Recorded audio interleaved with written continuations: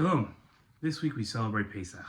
In the story of the Exodus from Egypt, Moshe is clearly the star of the show, but Aharon was always next to him, helping him out. Aharon's role in the Exodus from Egypt is rarely examined, but the story of the Jewish people, Moshe, and the freedom from Egypt can't be truly understood without delineating Aharon's role as he stood alongside his brother Moshe. Moshe fled Egypt when he was 40 years old. During the 40 years of his absence, his older brother Aharon was the leader of the Jewish people, as they were slaves in Egypt.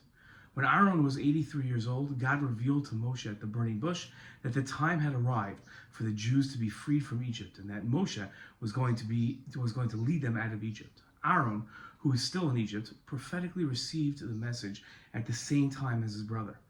When Aharon heard the news of his brother's return, and that he'd be taking over the leadership of the Jewish people, Aharon immediately went to greet Moshe, meeting him at the border of Egypt. When Moshe was told that he was going to be the one to lead the Jewish people, he demurred and said that he wasn't the one for the job. Moshe said to God, "I beg you, God, I am not a man of words, neither from yesterday, nor from the day before yesterday, nor from the time that you have spoken to your servant, for I am heavy of mouth and heavy of tongue." God responded, "So now go, I will be with you. I will instruct you what you shall speak." Moshe continued to hesitate, and God's wrath was kindled against Moshe. And God said, "Is there not Aharon your brother, the Levite? I know that he will surely speak, and behold, he is coming to you, and when he sees you, he will rejoice in his heart." Aharon wasn't jealous of Moshe, he was happy for him, and committed to helping Moshe and the Jewish people free themselves from Pharaoh and the Egyptians. God said to Moshe, "You shall speak to him, and you shall put the words into his mouth, and I will be with your mouth and with his mouth, and I will instruct you both what you shall do. Aharon will speak for you to the people, and it will be that he will be your speaker, and you will be his leader." For close to the next 40 years, Aharon was always at Moshe's side. In Pirkei Avos, we find that Hillel taught, "Be one of the disciples of Aharon." Aharon loved peace and pursued peace. He loved people and drew them close to the Torah. Aharon inspired people to repent. He made peace between quarreling people, and as the rabbis taught, there were thousands of Jewish people who were called by the name Aharon.